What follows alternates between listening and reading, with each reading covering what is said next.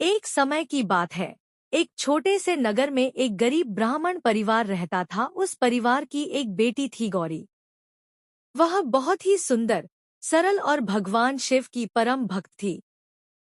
हर दिन वह मंदिर जाकर शिवलिंग पर जल चढ़ाती और मन ही मन प्रार्थना करती। हे भोलेनाथ, मेरे जीवन की हर बाधा दूर करो। लेकिन गौरी के पिता बहुत गरीब थे, इसलिए उसकी शादी की चिंता उन्हें हर समय सताती रहती थी। कई जगह रिश्ता गया, पर गरीबी के कारण हर बार बात बिगड़ जाती। एक दिन मंदिर में एक साधु आए। उन्होंने गौरी को दुखी देखा और पूछा, बेटी, तुम इतनी उदास क्यों हो? गौरी ने अपनी परेशानी बताई। तब साधु ने कहा, अगर तुम सच्चे मन से 16 सोमवार का व्रत रखोगी और भगवान शिव की पूजा करोगी तो तुम्हारी सभी मनोकामनाएं पूरी होंगी। गौरी ने उसी दिन से व्रत शुरू कर दिया।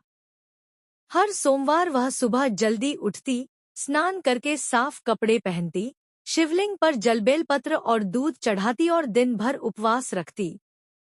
शाम को वह कथा सुनती और भगवान शिव का ध्यान करती। धीरे धीरे समय बीतता गया। गौरी ने पूरे श्रद्धा और विश्वास से 16 सोमवार का व्रत पूरा किया। एक दिन उसी नगर में एक धनवान और सुशील युवक आया। उसने गौरी को देखा और उसके गुणों से प्रभावित होकर उससे विवाह करने की इच्छा जताई। जल्द ही दोनों की शादी हो गई। गौरी का जीवन खुशियों से भर गया। लेकिन कहानी यहीं खत्म नहीं होती।